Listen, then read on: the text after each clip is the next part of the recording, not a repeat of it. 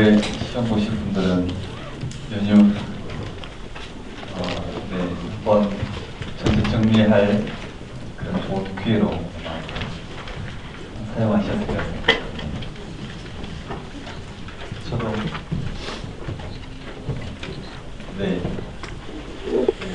중국에 일정이 있어가지고 연휴에 갔다 왔는데 갔다 왔더니 완전히 지쳐버렸어요. 갈 때는 강의를 좀 쉬엄쉬엄 해야지 이러고 갔는데 막상 가니까 이게 잘 안 됐어요. 그래서 월요일부터 수요일까지 연속으로 이렇게 강의를 했는데 쪽 지도자분들 모시고 그동안 강의했던 대상들 그 승리는 지역이 있죠. 각 지역에 윤바이블이 성경 공부를 위해서 별도로 크기를 만들었어요. 대학을 만들었죠. 그래서 중국의 대학이라 해봤자 어떤 이런 건물 있고 이런 게 아니고 그 노예 몇 개 노예가 연합해서 이제 서로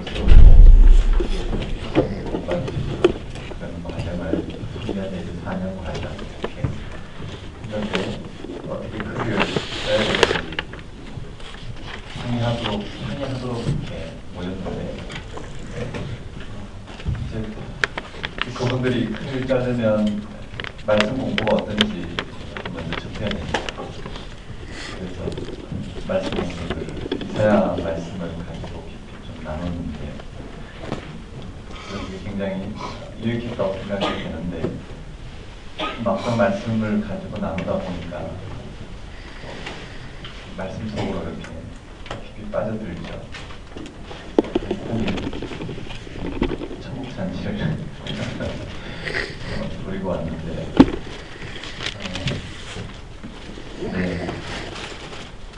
오늘 신명기 말씀 들어가는데 먼저 그 신명기 말씀에 뭘 공부해야 될지 스터디 자료집을 제가 직접 다루지도 않았는데 여러분이 그냥 사용하시라고만 얘기했어요. 간단하게 제가 한번 볼게요. 없으신 분은 없으신 대로 그냥 뭘 공부해야 될지 듣기만 하셔도 될 것 같아요.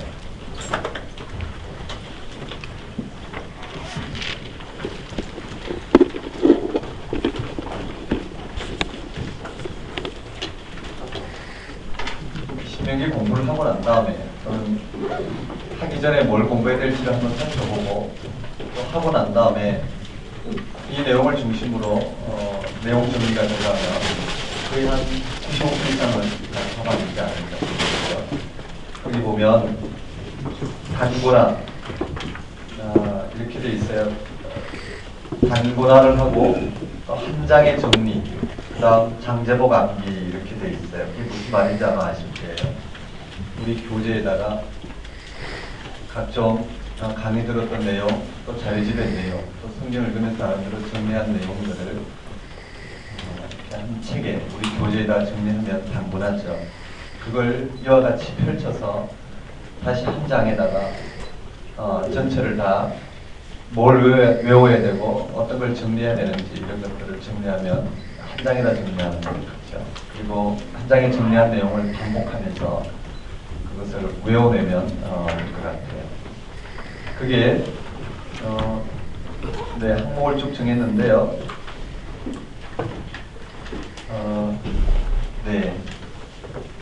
좀 봐야 될 내용을 성경을 읽으면서 나오는 주요 내용들을 이렇게 표시했어요.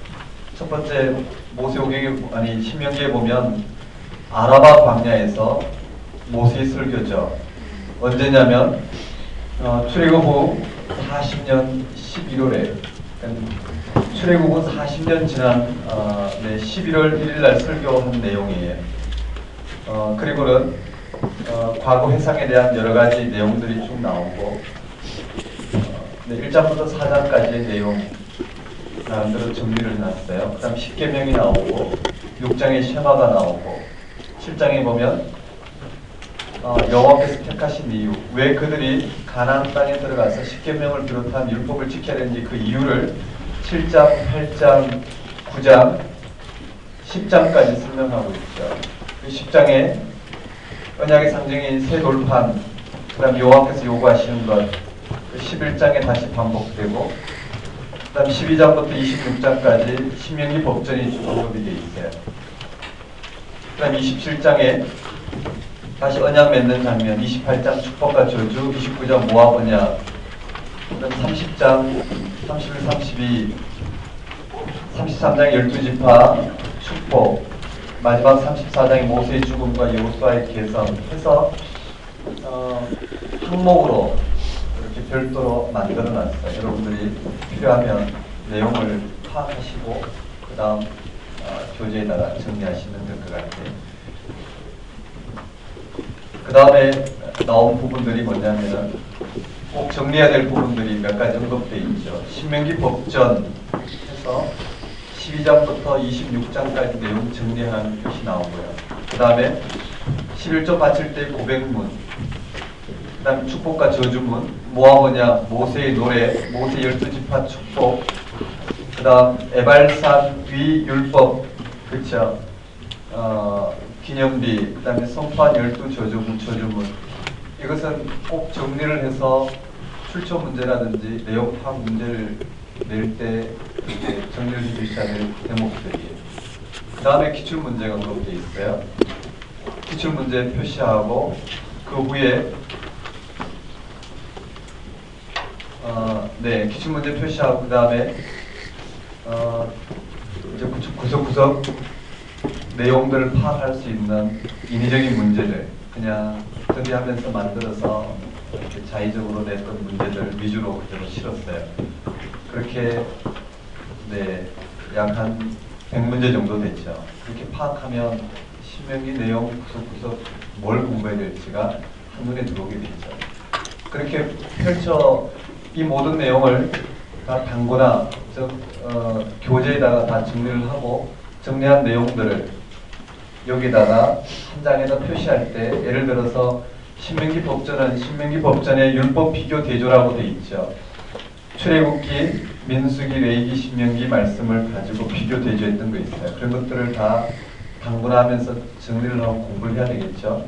그러고 난 다음 한 장에 정리할 때 12장부터 26장까지 그 내용들을 정리한 걸 바탕으로 뭘 외워야 될지 간단하게 메모하는 형식으로 공부하고 이런 내용들을 반복해서 외워지면 될 것 같아요. 제가 아주 요약해서 말씀드리는데 귀에 들어오시는 분들이 있고 흘러가시는 분들이 있을 거예요. 아마 시험을 쳐보면 잘 아시는 것처럼 기출문제를 또는 몇몇 예상 문제 위주로 푼다고 해서 내용이 정리가 되는 건 아니라는 건 너무나 잘 아시죠. 문제를 풀 수 있는 건 아니에요. 성경 내용이 성경 말씀 자체가 익숙해야지만이 되죠. 그러기 위해서는 어디에 뭐 나온다를 인식하지 않더라도 이 내용이 대충 어떤 부분 어떤 흐름 속에 나온다라는 것 정도는 알아야지만이 약 한 170점 이상의 문제들을 충분히 맞출 수가 있겠죠. 다 기억하고 맞출 수 있는 문제들은 다 기억하고 맞출 수 있는 문제들은 적어도 일주일만 공부하면 다 풀 수 있는 문제들이다. 지난번에 예를 든 것처럼 학부 학생들은 거의 일주일만 공부해도 과목당 80점은 나온다고 말씀드렸어요. 그럼 평균 160, 전체 160점 정도 되죠. 근데 1년 공부해도 160점 넘기가 힘들다고 말씀드렸어요. 그만큼 위에 이제 그 고독적 문제들은 감각이라든지 많이 읽고 많이 익숙해야지 많이 풀 수 있는 문제이기 때문에 그러려면 방법이 단고나에서 성경 내용을 다 그 흐름을 어디에 뭐가 나온다는 이런 포인트를 공부가 되지 않으면 좀 힘들지 않을까 그렇게 생각해 봅니다. 그냥 여러분이 한번 다뤄보시라고 이렇게 다뤘고요. 자, 신명기 한번 보겠습니다.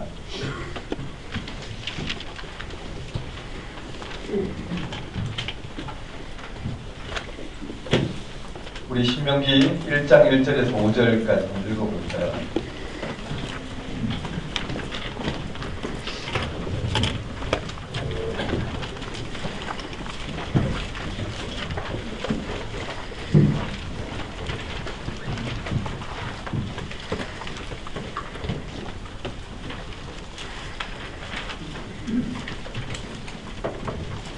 우리 신명기 1장 1절에서 5절 함께 한번 읽어봅시다.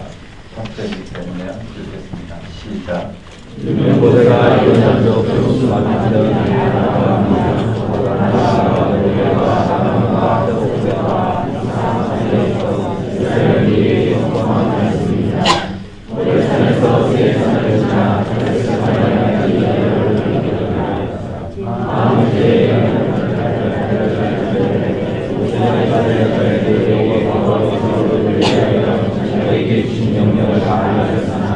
그때는 그가 야곱의 거리에서 나는 왕으로 그들에서 사람들을 대변하는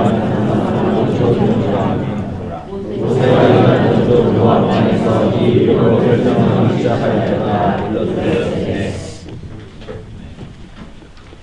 기도하고 시작하겠습니다. 하나님 아버지, 오늘도 이모저모로 말씀 앞에 선 저희들로 하여금 살아계신 하나님의 말씀을 통한 오늘 우리를 불러주신 그 부르심의 이유들을 듣게 하옵시고 부르신 목적대로 살아갈 수 있도록 인도해 주옵소서.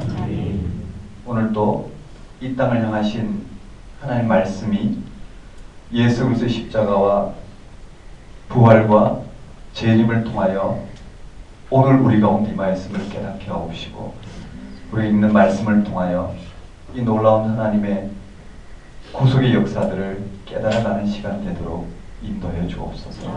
예수님 이름으로 기도드리옵나이다. 네, 나눠드린 프린트물에 여러분이 그냥 신명기 내용이 뭔지 그냥 전체 정리도 가능하리라 생각해요. 만일에 1학기 때 쭉 듣고 다시 또 제자리 가면 좀 곤란하겠죠. 아마 충분히 정리가 가능하리라 생각하고요. 그 바탕 위에 한번 설명을 해보려고 합니다. 자, 1장 1절에 보면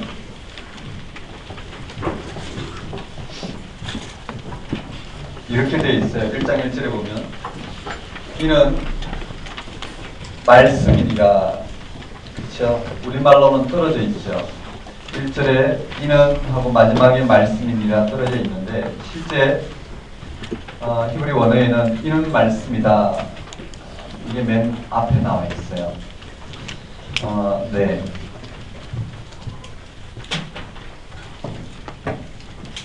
한번 따라해 볼까요? 이는 말씀이니라. 누가 선포한 말씀이냐면 모세가 선포한 말씀이죠. 그렇죠? 누가 어디서요?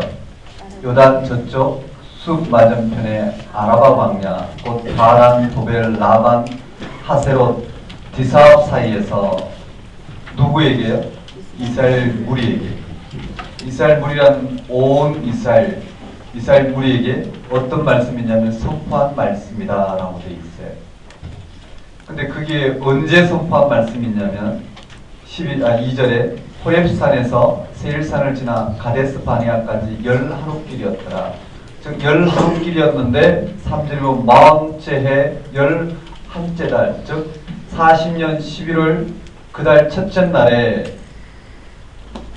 언제까지 나왔어요. 그러니까 이는 말씀인데 누가 모세가 어디에서 요단 저쪽에서 누구에게 이스라엘 무리에게 어떻게 선포한 언제 11하루길인데 40년 지난 그때에 누가 다시 반복되어 있어요. 모세가 누구에게? 이스라엘 자손에게 여호와께서 그들을 위하여 자기에게 주신 명령을 다 알렸으나 그때는 모세가 헤스본에 거주한 아모리 왕 또 때가 나와요. 그때가 언제냐면은 헤스본에 거주하는 아모리 왕 시온을 쳐 죽이고 아드레이에서 아스타롯에 거주하는 바산 왕 옥을 쳐 죽인 후라.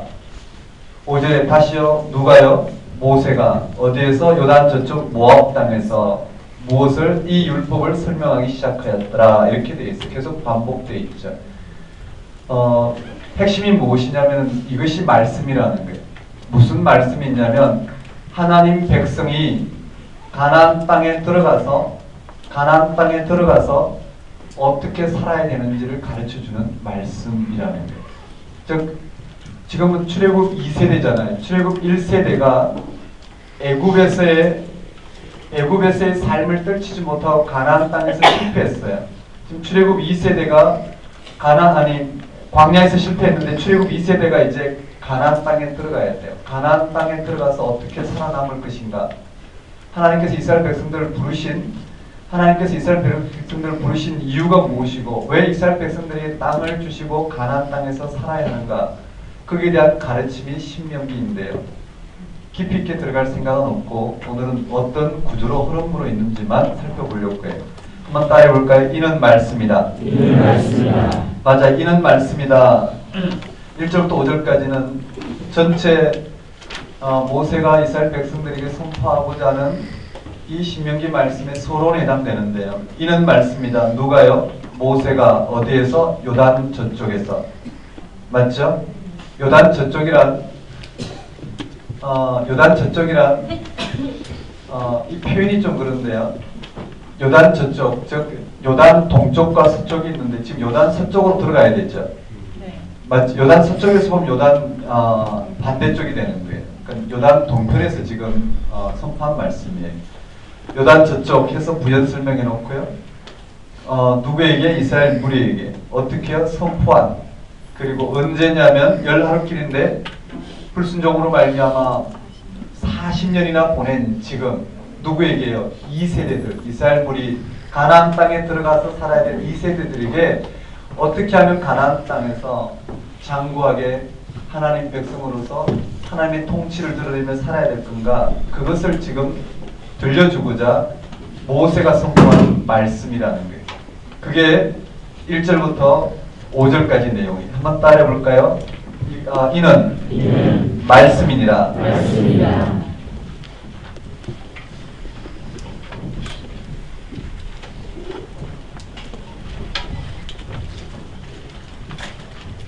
1장부터 모세는 이스라엘 백성들에게 말씀을 선포하는데 한번 따라해 볼까요? 이는 말씀이니라. 말씀이니라. 어떤 말씀이냐면 여기에 쭉 설명해 있죠. 한번 따라해 볼까요? 모세가 선포한 누가 선포한 말씀이냐? 모세가 선포한 말씀인데 어디에서요? 한번 따라해 볼까요? 요단 저쪽. 그리고 쭉 요단 저쪽이 어딘지 수식어가 나왔어요. 그 다음에 누구에게 선포한 말씀이니까요? 이스라엘 무리. 정확히 말해서 광야 세대가 끝나고 광야 2세대들이죠. 즉 광야에서 1세대들이 실패한 이후 이제 가나안 땅에서 2세대들에게 어떻게 하면 1세대와 같이 실패하지 아니하고 가나안 땅에서 하나님 부르신 대로 이들이 살아갈 수 있을까? 그것을 들려주는 말씀입니다. 네, 모세가 요단 저쪽 이스라엘 무리에게 한번 따라볼까요? 선포한 말씀이고 언제 선포한 말씀이냐면 열하루길인데 40년 걸려서 그리고 그 뒤에 보면 그때가 또 언제냐면은 열하루길인데 40년 걸렸고 또 한편으로는 긍정적으로 어떻게 요단 동쪽 땅을 차지한 이후에 그게 바산 왕 옥을 쳐 죽이고 그 아모리 왕 시온을 쳐 죽이고 바산 옥을 쳐 죽인 후라 이렇게 되어 있어요. 한번 따라볼게요. 바산 왕 옥. 바산 왕 옥을 쳐 죽이고 아모리 왕 시온을 쳐 죽인 후 모세가 이스라엘 무리에게 선포한 말씀이에요. 이스라엘 무리도 원어로 보면 온 이스라엘 무리예요. 온 백성 그렇게 돼 있죠. 자, 이렇게 선포해요. 이런 말씀이다. 선포했는데 모세가 요단 저쪽 이스라엘 무리에게 선포한 말씀인데 언제냐면은 열하루길인데 40년 걸려. 그 말은 광야 2세대들에게 즉 요단 동쪽 바산 왕 옥과 시온 아모리 왕 시온을 쳐 죽인 후 선포한 말씀이에요. 자, 이 말씀의 서론이 언급되는데요. 이 말씀의 핵심이 이것이 말씀이다라고 선포한 말씀의 핵심은 4장에 나오는데 그러기까지 지금 뭐가 언급되느냐면은 과거를 회상하는 거예요. 1세대를 회상하죠. 한번 따라볼까요? 과거 회상. 자, 서론을 말하면 그 다음에 과거를 회상해요. 한번 따라볼까요? 과거 회상. 그 과거 회상 첫 번째가 뭐냐면은요. 이제 모세는 신명기까지 오기까지 모세가 어디서 언급됐냐면 출애굽부터 언급돼요. 출애굽, 그쵸? 레위기, 민수기.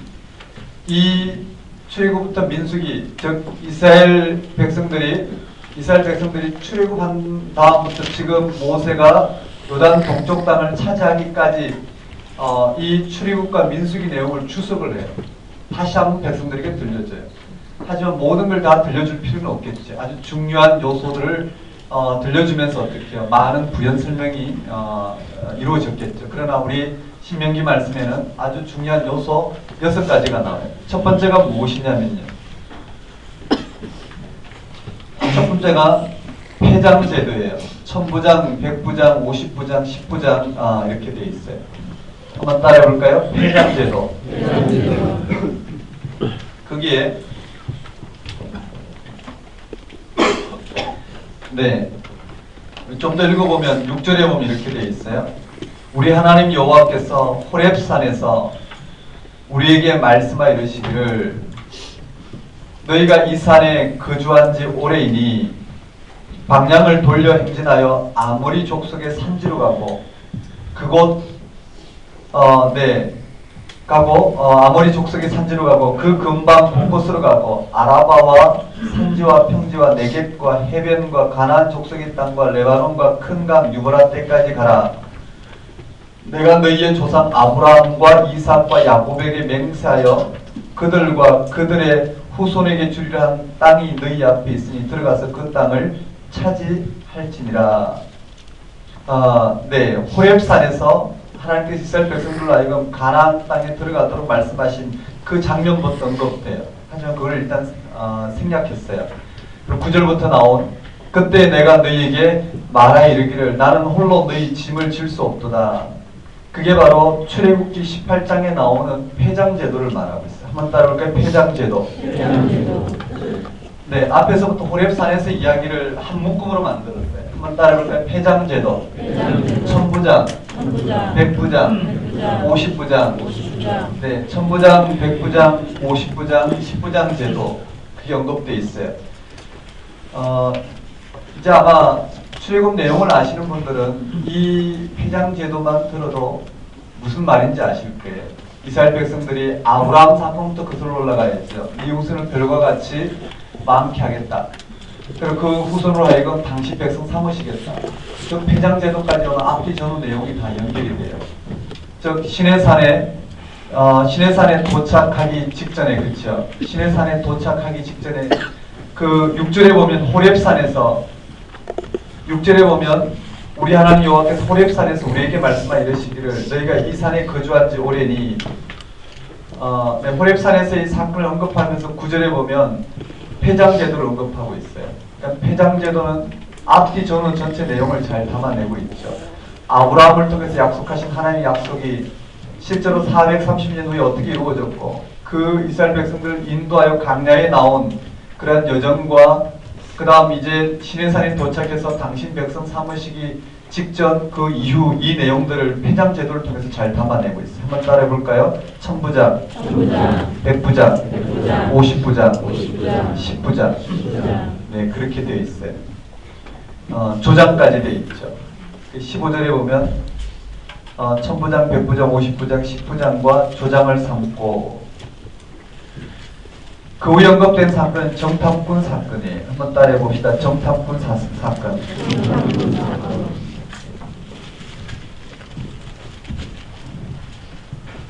지금 출애굽 내용이 1000부장, 100부장, 50부장, 10부장, 조장까지 내용을 통해서 앞뒤적으로 다 연결했어요.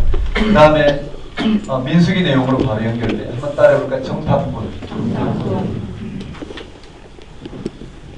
두 번째 과거에서는 정탐꾼 사건이에요. 내용을 쭉 정리를 하셔야 되겠죠. 민수기 13장의 내용, 13장, 14장의 내용이 언급되어 있어요. 정탐꾼 사건이 쭉 언급되어 있고요. 그 다음 네, 민수기 내용이 거기서 정리가 되고요. 그 다음 2장으로 가면 홍해길이 언급되어 있어요. 한번 따라해볼까요? 홍해길. 왜 정탐꾼 사건 이후에 40년 광야 생활이 그들 가운데 주어졌고, 그 다음에 세 번째 홍해길이 주어져요.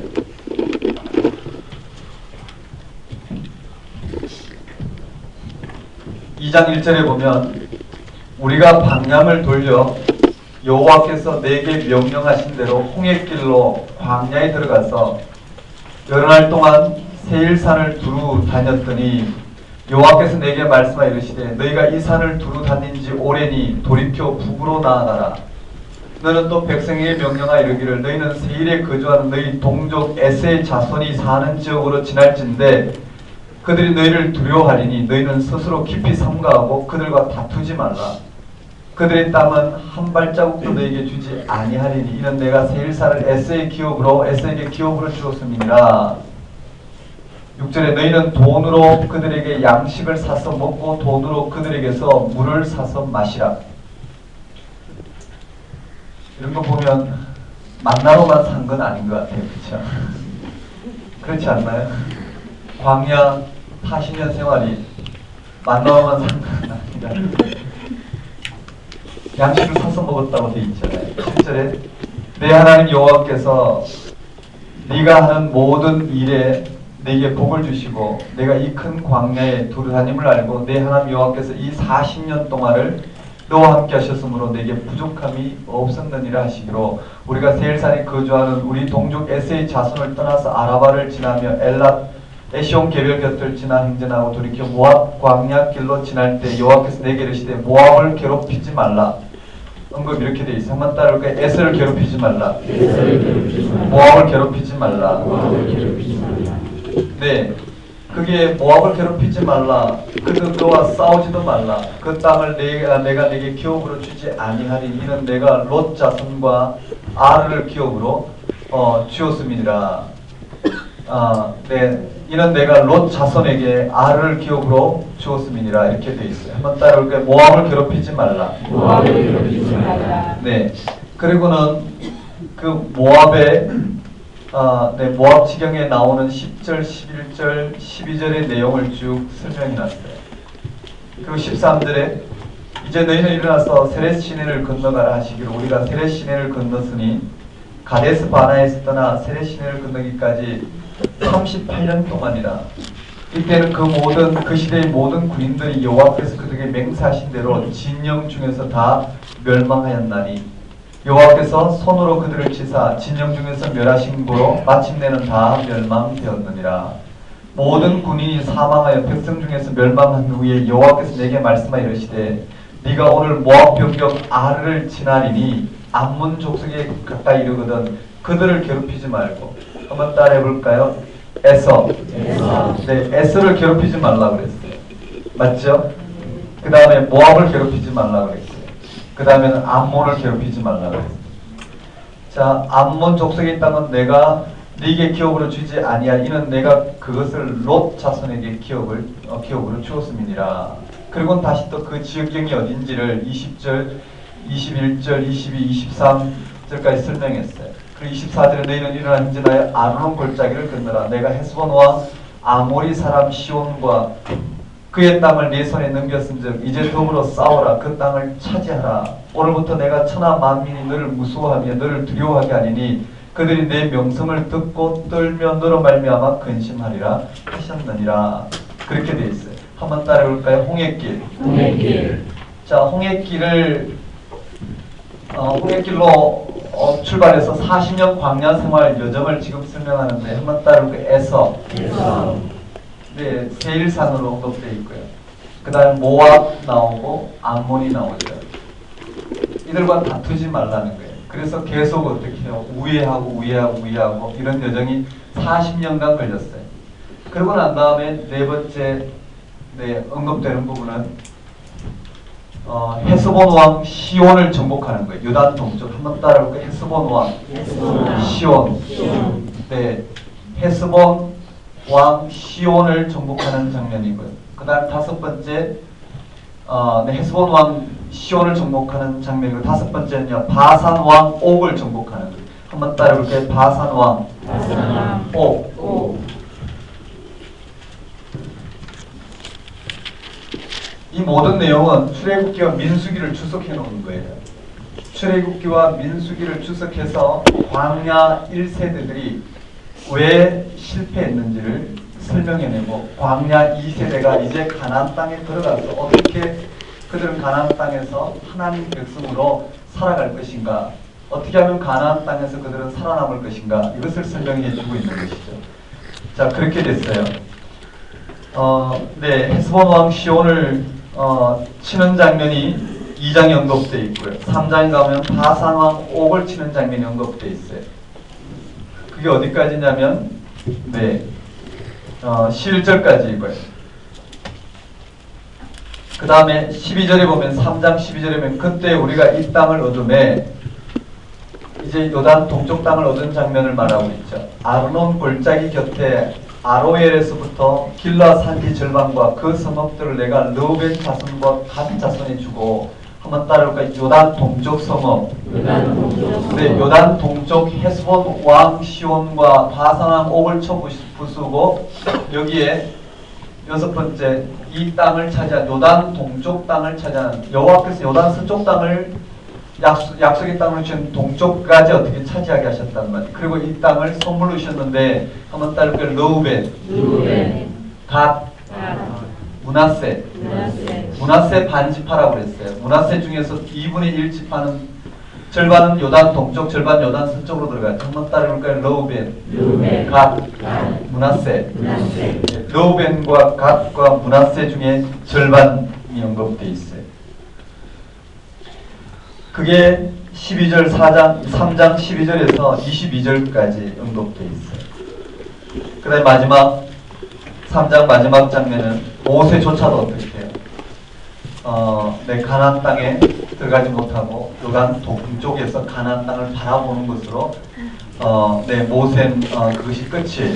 그게 23절에 나와 있어요. 그때 내가 여호와께 간구하기를, 24절에 주 여호와여, 주께서 주의 크심과 주의 권능을 주의 종에게 나타내시기를 시작하셨사오니, 천지간에 어떤 신이 능히 주께서 행하신 일 곧 주의 큰 능력으로 행하신 일같이 행할 수 있으리까. 보아옵나니 나를 건너가게 하사 요단 저쪽에 있는 아름다운 땅, 아름다운 산 레바논을 보게 하옵소서. 내 여호와께서 너희 때문에 내게 진노하사 내 말을 듣지 아니하시고, 아마 민수기 20장의 내용을 언급하고 있는 것 같아. 내게 이르시길 그만해도 족하니 이 일로 다시 내게 말하지 말라. 너는 비스가산 꼭대기 올라가서 눈을 들어, 한번 따라볼까요? 비스가산 꼭대기. 자, 모세에게 허락된 부분 여기에요. 눈을 들어 동서남북을 바라보고 네 눈으로 그 땅을 바라보라. 너는 이 요단을 건너지 못할 것임이니라. 너는 여호수아에게 명령하고 그를 담대하게 하며 그를 강하게 하라. 그는 이 백성을 거느리고 건너가서 내가 볼 땅을 그들이 기업으로 얻게 하리라 하셨느니라. 그때 우리가 벳볼 맞은편 골짜기에 거주하였느니라. 이렇게 돼 있어요. 자, 여기에 마지막 7번째는요, 과거를 회상하는 장면에, 출애굽을 회상하는 장면에서 모세가 가나안 땅에 들어가지 못하고, 누가 가나안 땅에 들어가면 여호수아가 들어가죠. 맞죠? 그리고 모세가 지금 비스가산에서, 한번 따라볼까요? 비스가산에서 요단 저쪽, 즉 서쪽을 바라보고, 요단 서쪽을 바라보는 것으로 끝이에요. 그래서 모세가 지금 이 백성들에게 가나안 땅에, 여호수아의 인도하에 가나안 땅에 들어갈 이 백성들에게 지금 선포한다는 말씀이죠. 한번 따라볼까요? 이는 말씀이다. 모세가 요단 저쪽, 요단 저쪽에 요단 동쪽을 말하겠죠. 맞나요? 요단 동쪽이에요. 요단 서쪽에 들어가지 못하고, 약속의 땅에 들어가지 못하고 요단 동쪽에 남아 이 이스라엘 무리가 누구냐면 제 2세대들이에요. 광야 여정 가운데 1세들은 다 죽고 2세들이 이제 가나안 땅에 들어가야 돼요. 다른 말로 말씀드리면, 애굽의 신관에 익숙했던 1세대들은 살아계신 하나님을 신앙한다는 게 무엇인지 그들은 실패했어요. 그래서 가나안 땅에서 죽었죠. 광야에서 죽었어요. 가나안 땅에 들어가야 될 지금 2세대들은 가나안 땅에서의 그 신관들이 있단 말이에요. 가나안 땅에서의 삶이 있다라는 거예요. 그 가나안 땅에서 어떻게 구별되어 살아계신 여호와 하나님의 그 부르심 가운데 살아갈 수 있을까? 그것을 모세가 지금 다시 한번 들려주고 있는 거죠. 한번 따라볼까요? 모세가 요단 저쪽 이스라엘 무리에게 선포한 그것도 10하루길인데 40년 걸렸어. 또 바산한 옥과 아모리 왕 시온을 쳐 죽인 그 후에 모세가 요단 이편 즉 동쪽에서 이세대들에게 요단 서쪽에 들어가서 살아야 될 삶을 어떻게 들려준 말씀이 신명기다 이렇게 보면 될 것 같아요. 한번 따라볼까? 이는 말씀이다. 그래서 이는 말씀이다.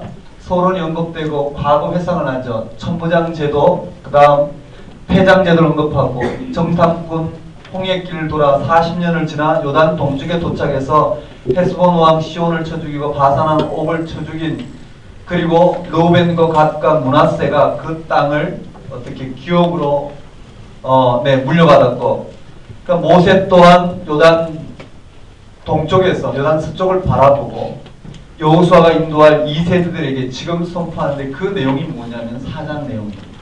한번 따라해볼까요? 이는 말씀이다.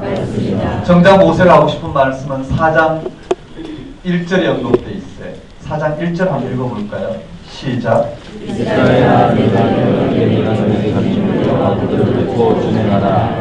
그러면 너희가 살 것이요 너희 조상의 하나님 여호와께서 너희에게 주신 땅에 들어가서 그것을 얻게 되리라. 네. 어떤 내용이 있는지 위주로만 살펴보도록 하겠습니다. 한번 따라해볼까요? 규례와 법도를 듣고 준행하라.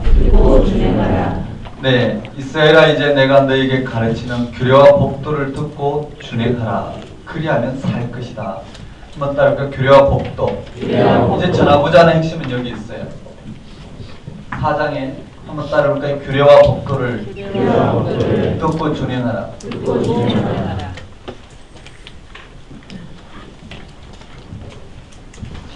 규례와 법도는 뭘까요?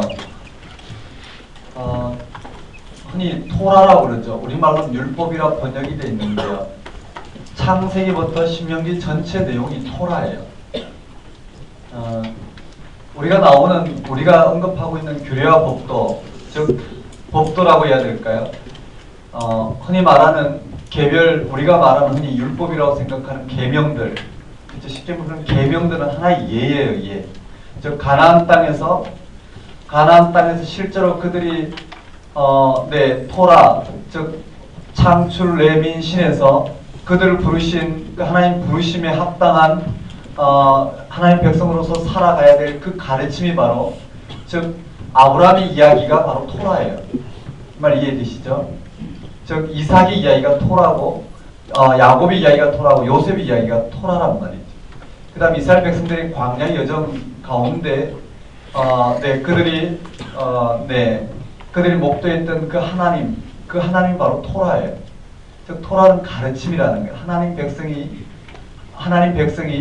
하나님 한 분만을 섬기며 하나님 한 분만을 섬기며 살아가는 가르침을 바로 토라라고 그러죠. 그게 이 창세기부터 신명까지 내용인데 그게 나오는 법도는 실제로 어떻게 해요? 가나안 땅에 들어가서 그게 나오는 법도는 실제로 가나안 땅에 들어가서 이 토라의 내용대로 살아간 실제의 예들이란 말이죠. 즉 토라의 내용대로 즉 그 토라 즉 하나님 백성이 하나님 섬기는 길인 한 과정이 바로 계명들이라는 거예요. 이렇게 보면 신명기에 보면 가르침이 나오고 실제로 그들이 가르친 대로 살아간 실질적인 계명이 나온다라는 거예요. 계명 자체가 율법이 아니라 흔히 우리가 말하는 율법은 토라를 우리 율법이라고 번역했는데 그걸 좀 더 크게 보면 가르침이라는 거예요. 즉 실제로 아브라함이 하나님 부르심대로 살아간 삶의 내용이 뭐라고요? 토라라는 거예요. 그렇게 봤을 때 4장 1절에 나오는 규례와 법들을 지켜 행하라. 규례와 법들을 지켜 행하라. 그 말은 토라의 내용대로 실제로 그걸 행하도록 권면하는 작은 가르침 정도로 볼 수 있어요. 한번 따라해볼까요? 규례와 법도를 듣고 준행하라. 네, 그리하면 너희가 살 것이요 너희 조상의 하나님 여호와께서 너희에게 주시는 땅에 들어가서 그것을 얻게 되리라. 네, 그리고는 2절에 보면 내가 너희에게 명령하는 말을 너희는 가감하지 말고 내가 너희에게 내리는 너희 하나님 여호와의 명령을 지키라. 여호와께서 바알 보올의 일로 말미암아 행하신 바를 너희가 눈으로 보았거니와 바알 보올을 따른 모든 사람을 너희 하나님 여호와께서 너희 가운데서 멸망시켰으되 오직 너희 하나님 여호와께서 붙어 떠나지 않은 너희는 오직 너희 하나님 여호와께 붙어 떠나지 않은 너희는 오늘까지 다 생존하였느니라. 내가 나의 하나님 여호와께서 명령하신 대로 규례와 법도를 너희에게 가르쳤나니 이는 너희가 들어가서 기업으로 차지할 땅에서 그대로 행하게 하려 함인즉 너희는 지켜 행하라. 이렇게 되어 있어요. 모세가 이제 권고하는 내용이에요. 실패한 과거사를 평가하고는요. 그걸 기초로 해서 이스라엘의 미래, 즉 가나안 땅에서 어떻게 살아야 될 것인지를 지금 어떻게 해요? 처방해주는 내용들인데 한번 따라해 봅시다. 규례와 법도를 듣고 준행하라. 그 내용이 어디까지 언급되어 있느냐면 규례와 법도를 듣고 준행하라 14절까지 언급되어 있어요. 즉 규례와 법도를 듣고 준행하라. 좀 더 읽어볼까요? 6절에 보면 너희는 지켜 행하라. 이것이 여러 민족 앞에서 너희의 지혜요. 네, 6절 잘 기억하셔야 되죠. 여러 민족 앞에 너희의 지혜요 너희의 지식이라. 한번 따라볼까요? 규례와 법도를 듣고 준행하라. 5절에도 나와 있죠. 규례와 법도를 너희에게 가르쳤나니 너희가 차지할 땅에서 그들을 행하게 하려 함인즉 너희는 지켜 행하라. 이것이 여러 민족 앞에 지혜요 지식이라. 한번 따라볼까요? 지혜요 지식이라. 맞아요. 규례와 법도를 지켜 행하는 것이 여러 민족 앞에서 가나안 땅에서 뭐라고 해요? 지혜와 지식이라고 그랬어요. 한번 따라볼까요? 지혜와 지식이라. 시험 준비하시는 분들은 그게 괄호를 쳐도 지혜와 지식을 써놓을 수 있어야 돼요. 한번 따라볼까요? 지혜와 지식이라. 네, 규례와 이 모든 규례를 듣고 이르기를 그들이 이 모든 규례를 듣고 이르기를 이 큰 나라 사람은 과연 지혜와 지식이 있는 백성이로다 하리라. 실제로 우리 하나님 여호와께서 우리가 그에게 기도할 때마다 우리에게 가까이 하신 것 같이 그 신이 가까이 함을 얻은 큰 나라가 어디 있느냐. 오늘 내가 너에게 선포한 이 율법과 같이 이 규례와 법도가 공의로운 큰 나라가 어디 있느냐. 오직 너는 스스로 삼가하며 네 마음을 힘써 지키라. 그리하면 네가 눈으로 본 그 일을 잊어버리지 말라. 네가 생존하는 날 동안에 그 일들이 네 마음에서 떠나지 않도록 조심하라. 너는 그 일들이 네 아들들과 네 손자들에게 알게 하라. 다 같은 내용을 계속 반복하고 있어요. 10절에 네가 호레산에서 내 하나님 여호와 앞에 섰던 날에 여호와께서 내게 이르시기를 나에게 백성을 모으라. 내가 그들에게 내 말을 들려주어 그들이 세상에 사는 날 동안 나를 경외함을 배우게 하며 그 자녀에게 가르치게 하리라 하시매 너희가 가까이 나와서 산 아래에 있으니 그 산에 불이 붙어 불길이 충천하고 어둠과 구름과 흑암이 덮였는데 여호와께서 불길 중에서 너희에게 말씀하시되 음성뿐이므로 너희가 그 말소리만 듣고 형상은 보지 못하였느니라. 여호와께서 그의 언약을 너희에게 반포하시고 너희에게 지키라 명령하셨으니 곧 십계명이며 두 돌판에 친히 쓰신 것이라. 그때 여호와께서 내게 명령하사 너희에게 규례와 법도를 교훈하게 하셨나니 이는 너희가 거기로 건너가 받을 땅에서 행하게 하려 하심이라. 이렇게 되어 있어요. 여기에 규례와 법도를 들려준 호렙산에서 이 사건을 언급하고 있어요. 한번 따라해볼까요? 한번 따라해보겠습니다. 음성만. 네, 이 음성만 들렸다가 그리고는 그들이 지켜야 될 것이 무엇인지 호렙산에서 이 십계명을 들려주셨다라는 거예요. 그리고 난 다음에 실제로 이 규례와 법도를 지켜 행하는 것이 무엇인지 예를 들어 놓고 있는 거예요. 이 10계명의 한 내용을 들어서 10계명의 제1계명 내지 제2계명을 주석해 놓고 있어요.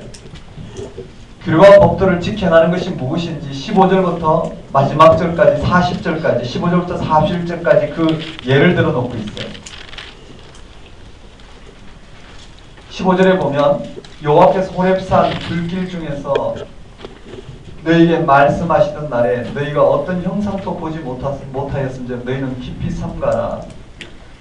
형상을 보지 못했다라는 거예요. 예를 들어 놓고 있는데요. 이제 예를 들어 놓고 있는 호렙산에서의 내용이에요. 그들은 형상을 보지 못했어요.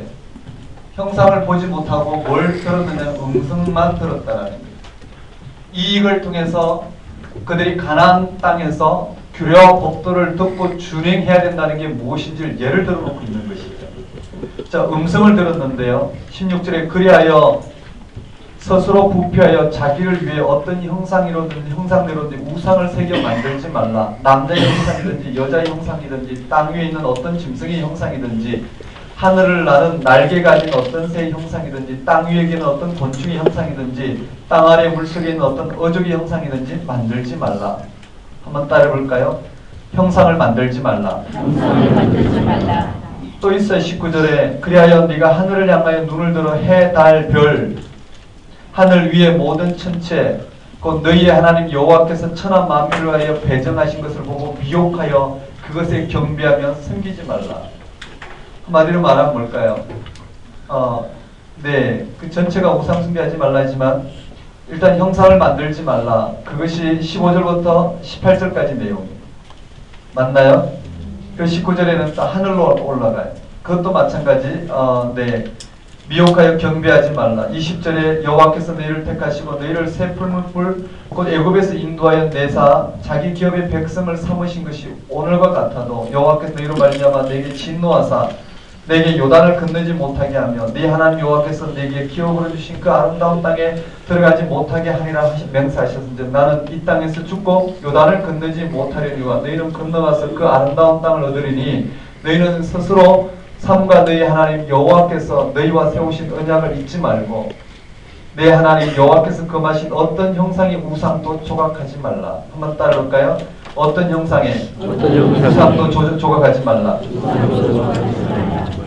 네, 형상을 만들지 말라는 거예요. 한마디로 말하면 한번 따라 우상을 섬기지 말라. 우상을 섬기지 말라. 이것은 그를 가르쳐준 이 10계명의 제1계명, 제2계명을 지금 주석해 놓고 있어요. 다시 말씀드리면 규례와 법도를 지켜간다는 게 무엇인지 10계명, 제1계명, 2계명을 가지고 어떻게 설명하고 있어요. 한번 따라볼까요? 우상을 숨기지 말라. 왜 숨기지 말아야 되는지 그 이유를 설명했죠. 그리고 24절에 부연해놨어요. 하나님이 누구신지요. 내 하나님 여호와는 소멸하는 불이시요 질투하시는 하나님이시라. 한번 따라볼까요? 소멸하는 불이시요 질투하시는 하나님. 네, 아주 유명한 구절이죠. 한번 따라해볼까요? 소멸하는 불, 질투하신 하나님.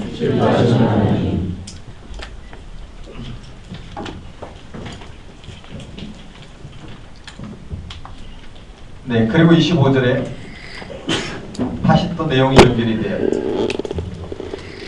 네가 그 땅에서 아들을 낳고 손자를 얻으며 오래 살 때 만일 스스로 부패하여 무슨 형상의 우상이든지 조각하여 내 하나님 여호와 앞에 악을 행함으로 그의 노를 일으키면 이제 우상을 섬기지 말라고 그랬고 우상을 섬기면 어떻게 되냐면요.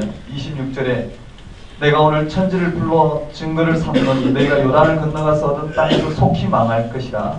너희가 거기서 너희 날이 길지 못하고 전멸될 것이라.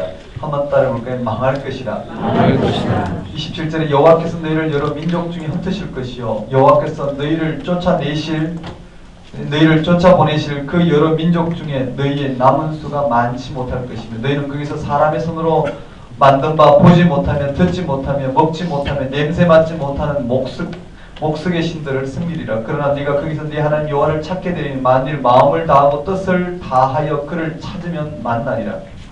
이 모든 일이 네게 임하여 환난을 당하다가 끝날에 네가 네 하나님 여호와께로 돌아와서 그의 말씀을 청종하리니 실제로 바벨론 포로를 통해서 일어난 사건이죠. 내 하나님 여호와는 자비하신 하나님이시라. 그가 너를 버리지 아니하시며 너를 멸하지 아니하신 내 조상들에게 맹세하신 언약을 잊지 아니하시리라. 네, 그렇게 되어 있어요. 거기서 내용 흐름은 한번 따라 볼까요? 우상을 섬기면 망할 것이라. 내용 흐르면 이렇게 되어 있죠. 우상을 섬기지 말라 언급하고요. 우상을 섬기면 그들은 망할 것이라는 거예요. 한번 따라 볼까요? 망할 것이라. 그러나 뭐라고요? 전심을 다 여호와를 찾으면, 한번 따라 볼까요? 여호와를 찾으면 만날 것이다. 네, 여호와를 찾으면 여호와께서 만나 주실 것이라는 거예요. 그 이유가 무엇이냐면 하나님이 그들을 부르신 이스라엘 백성이 하나님이요, 이스라엘 백성들은 하나님의 백성들이라는 거예요. 31절에 내 하나님 여호와는 자비하신 하나님이시라. 그가 너를 버리지 아니하시며 너를 멸하지 아니하시며 내 조상들에게 맹세하신 언약을 잊지 아니하시리라. 네, 이런 내용들은 다 바벨론 포로 전후 상황들이 여기 다 반영이 되었다 볼 수 있겠죠. 32절에 내가 있기 전 하나님이 사람을 세상에 창조하신 날부터 지금까지 지나간 날을 상고하여 보라. 하늘 이 끝에서 저 끝까지 이런 큰일이 있었느냐, 이런 일을 들은 적이 있느냐. 어떤 국민이 불 가운데서 말씀하신 하나님의 음성을 너처럼 듣고 생존하였느냐. 어떤 신이 와서 시험과 이적과 기사와 전쟁과 강한 손과 편팔과 크게 두려운 일로 한 민족을 다른 민족에 인도하여 낸 일이 있느냐. 이는 다 너희 하나님 여호와께서 애굽에서 너희를 위하여 너희 목전에 행하신 일이라. 이것을 내게 나타내시면 여호와는 하나님이시요 그 외에는 다른 신이 없음을 내게 알려 하심이라. 여호와께서 너를 교훈하시려고 하늘에서부터 그의 음성을 내게 듣게 하시며 땅에서는 그의 큰 불을 내게 보이시고 내가 불 가운데서 나오는 그의 말씀을 듣게 하셨느니라. 여호와께서 내 조상을 사랑하신 고로 그 후손이 너를 택하여 큰 권능으로 친히 인도하여 애굽에서 나오게 하시며 너보다 강대한 여러 민족을 내 앞에서 쫓아내고 너를 그들의 땅으로 인도하여 들여서 그들의 그것을 내게 기업으로 주려 하심이 오늘과 같으니라. 39절 40절 함께 읽겠습니다. 시작.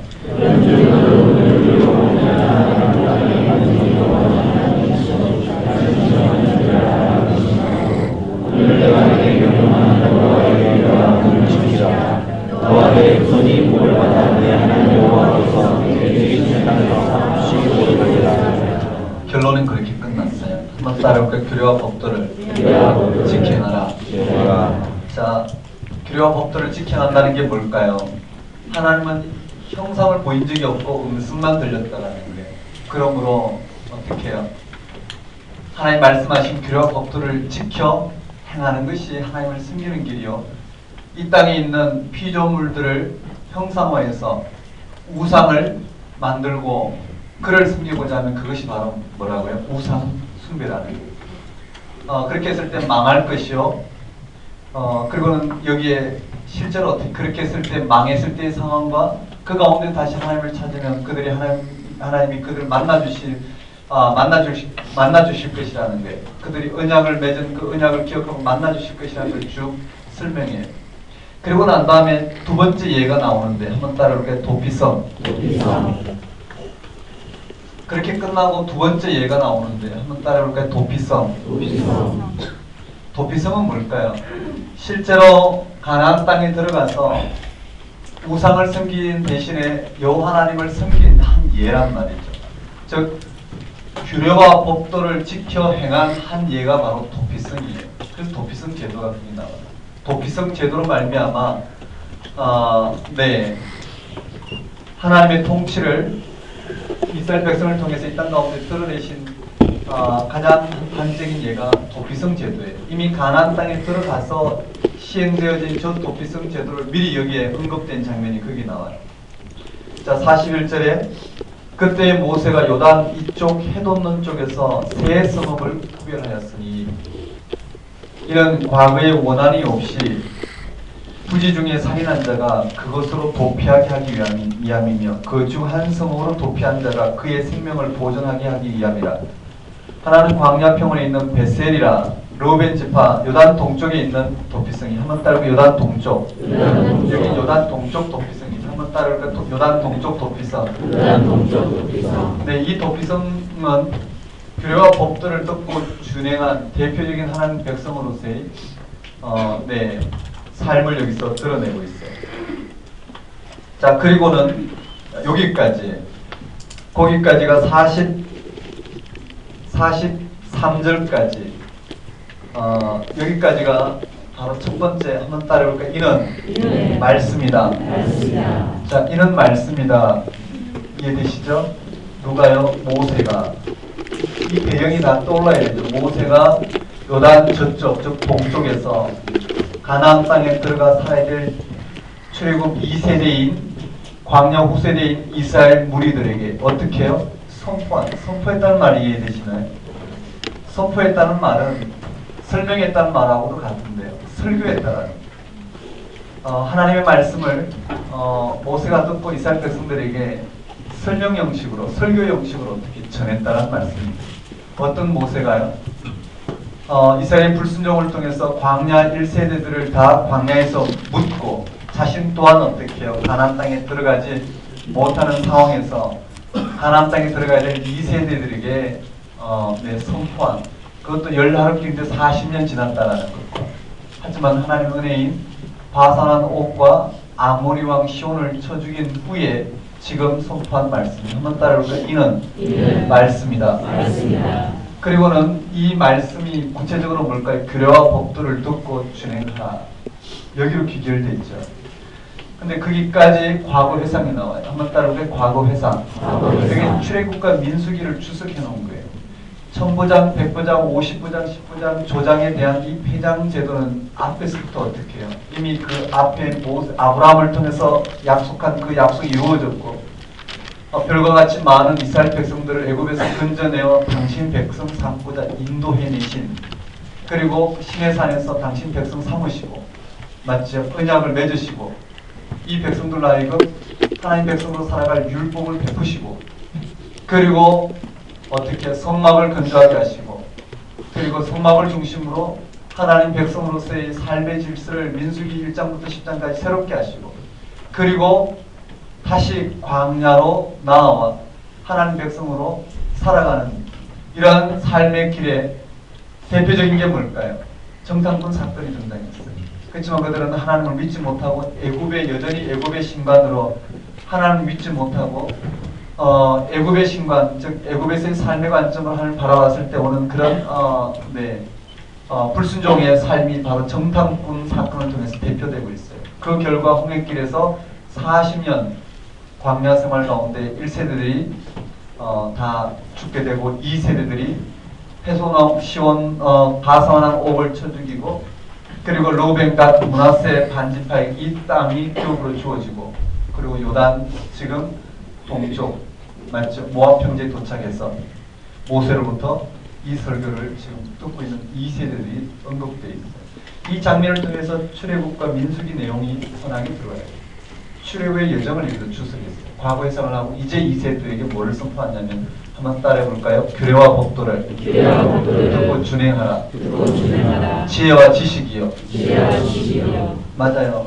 호렙산에서 하나님께서 그 음성을 들려주셔서 하나님 백성으로 살아갈 십계명을 주시고 그리고 이 십계명대로 살아갈 규례와 법도를 가르쳐 주셨다라는 거예요.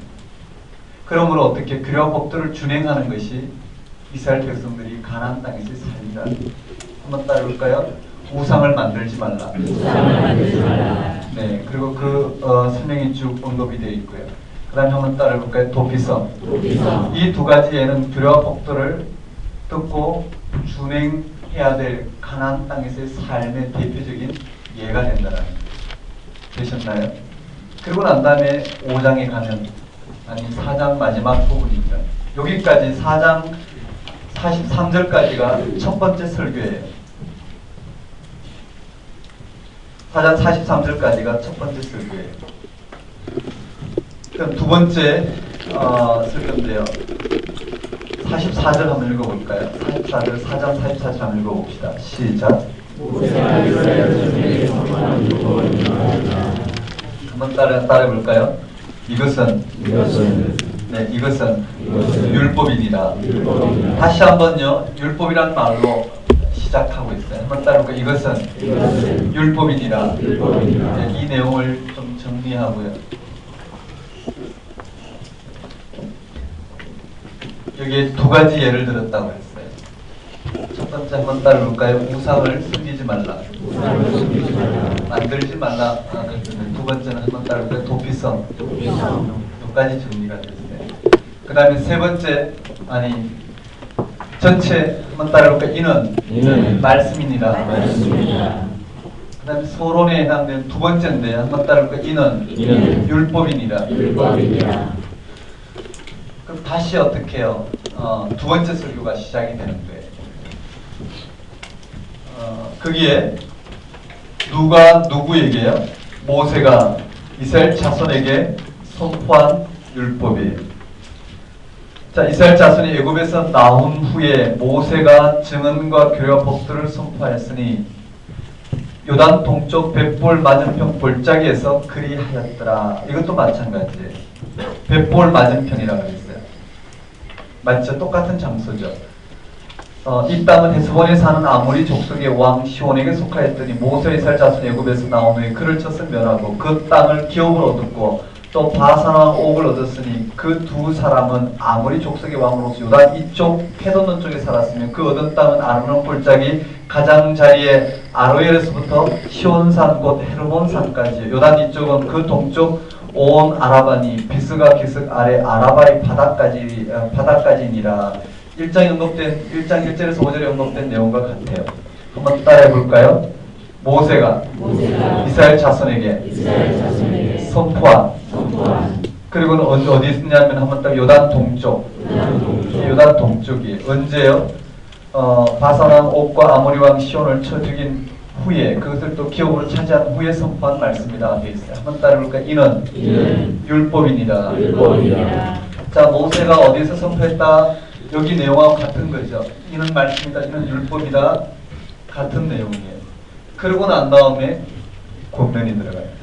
5장에 보면 뭐라고 되어 있느냐면요. 5장 1절에 이렇게 되어 있어요. 모세가 온 이스라엘을 불러 그들에게 이르되 이스라엘아 오늘 내가 너희의 귀에 말하는 규례와 법도를 듣고 그것을 배우며 지켜행하라. 한번 따르니까 규례와 법도를 여기 똑같이 언급됐단 말이죠. 한번 따르니까 규례와 법도 여기도 그대로 규례와 법도가 언급됐어요. 여기에 보면 규례와 법도를 듣고 준행하라. 규례와 법도를 듣고 준행하는 게 무엇인지 두 가지 예를 가지고 쓴다. 여기도 마찬가지 규례와 법도를 듣고 준행하라. 근데 규례와 법도가 무엇인지 여기에 한번 따라해볼까? 십계명. 여기 십계명으로 주어졌어요.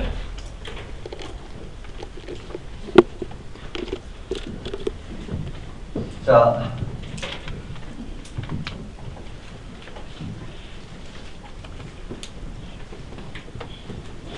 아주 중요한 내용인데요.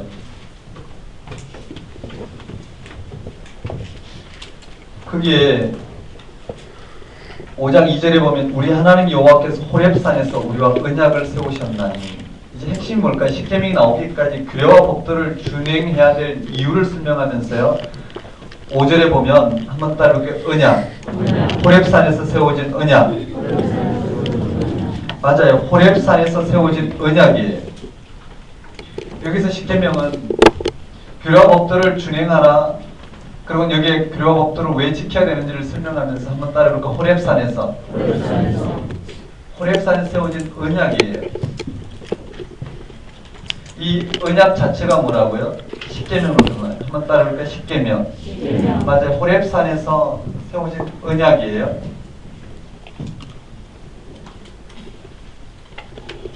(5장 2절의) 핵심이 있죠. 언약을 맺었어요.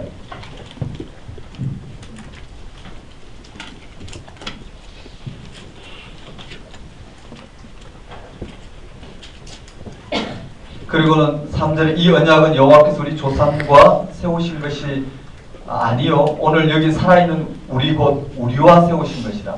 여호와께서 산이 불 가운데 너희와 대면하여 말씀하시되 그때 너희가 불을 두려워하여 산에 오르지 못하므로 지금 이 내용은 뭘까요? 시내산에서 지금 언약을 맺은 장면을 언급하고 너희가 어떻게 하나님과 언약을 맺었는지 맞죠?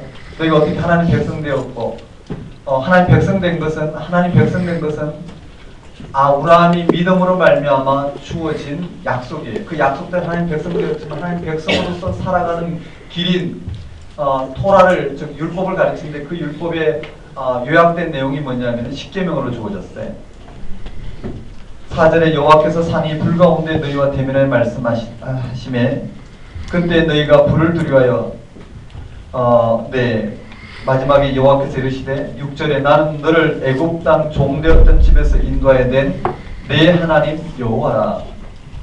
그래요. 여호와라. 그리고 언약의 내용을 설명하고 있어요. 한번 따라 언약의 내용. 거기 언약의 내용이 십계명이 있죠. 실제로 언약 맺은 이 내용을 십계명을 통해 설명하고 있어요. 한번 따라해볼까요? 십계명. 네, 십계명을 두고 언약을 맺었죠. 그래서 십계명 내용이 5장에 언급되고요. 그 다음에 이 언약의 내용이 십계명을 설명하고 이 십계명을 두 가지 내용으로 풀어주고 있어요. 이 십계명을요 6장부터 11장까지 십계명 내용을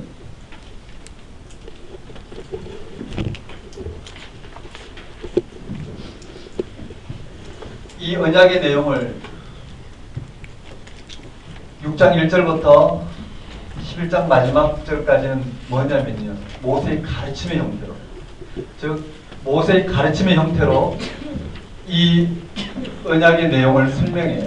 이 언약의 내용이 뭐냐면 십계명의 내용이 무엇인지 이 십계명이 구체적으로 즉 십계명에서 말한 이 내용을 지킨다는 게 도대체 무슨 말인지를 6장부터 11장까지 모세의 가르침의 형태로 즉 설교의 형태로 설명하고 있어요. 두 번째는요 이 십계명의 형태를 12장부터 마지막 26장까지는 예를 들어서 실제로 계명, 즉 가나안 땅에서 구체적으로 저 십계명 다시 말씀드리면 나 외에 다른 신을 내게 두지 말라. 나 외에 다른 신을 내게 두지 말라는 것이 실제로 뭘까요? 가나안 땅에서 삶의 자리에서 가나안 땅에서 실제로 나 외에 다른 신을 어떻게 해요? 내게 두지 말라는 그 말이 무엇인지를 몰라요. 6장부터 11장까지는 가르침을 통해서 그것을 설명하는 설명의 형태를 주어졌다면 12장부터 26장까지는 구체적인 예를 들어서 여러분 이해되시죠? 예를 든다는 것이 계명이란 말이죠. 예를 들어서 설명하고 있어요. 한번 따라 볼까요? 계약법전. 이 신명기 법전이라고 그러는데요. 실제로 26장까지를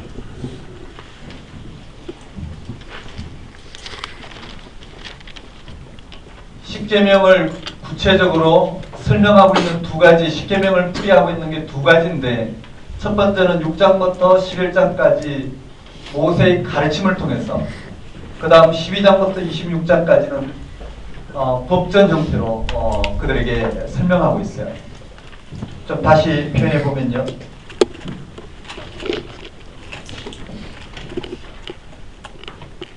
거기에 십계명이 언약의 내용인데요.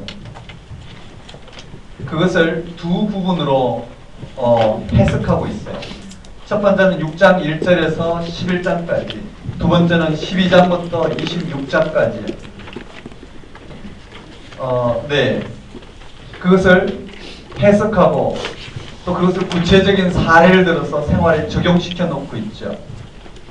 다시 말씀드리면 6장부터 12장까지는 구체적으로 언약의 내용, 하나님 백성으로서 살아간다는 게 무엇인지 이 십계명을 들어서 구체적으로 어떻게 해요? 설명을 하고 있단 말이에요. 구체적으로 설명을 하고 있는, 구체적으로 모세의 가르침을 통해서 설명의 형태로 주어지고 있어요. 그러나 12장부터 26장까지는 사례를 중심으로, 이해되시죠? 판례, 즉 사례를 중심으로 가르쳐주고 있어요. 이 두 가지 이 정도로 보면 될 것 같네요.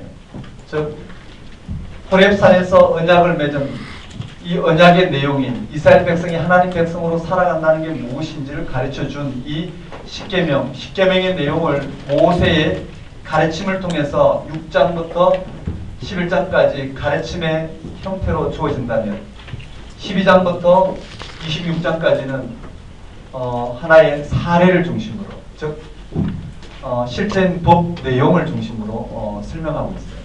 어떤 게 더 핵심이냐면 이것이 핵심이 아니라 이것이 핵심이라는 이 말 이해되시나요? 여기에는 하나의 사례란 말이죠. 사례. 그래서 신명기 법전에 나오는 이 법의 캐리그마가 중요하다라는 거예요. 캐리그마라는 말, 즉 이 법이 담고 있는 근원적인 사건이 중요하다는 것. 법 자체의 계명을 지키는 것으로 하나님의 백성으로서 규례와 법들을 지켰다고 이야기하는 것은 율법주의고요. 그 율법이 담아내고자 하는 이것은 구체적인 계명이죠. 이 계명은 전체 창세기부터 신명기까지 전체 하나님 백성으로 하나님 백성으로서 살아간다는 게 무엇인지를 가르쳐주고 있는 전체 내용의 하나의 그 당시 주어진 판례라는 거예요. 이 말씀 이해되시죠? 이것을 우리가 알 때 어떻게 해요? 예수님 당시에 그들이 왜 그런 율법주의에 바리새인들이 왜 그와 같이 율법주의에 빠져 있었는지, 그 율법을 지킨다는 것이 왜 자기 의로 귀결될 수밖에 없는지 이런 것들을 좀 이해할 수 있어요. 뭐 그 정도로 보면 되겠네요. 우리 10분 쉬었다가 좀 더 진도 나갑시다.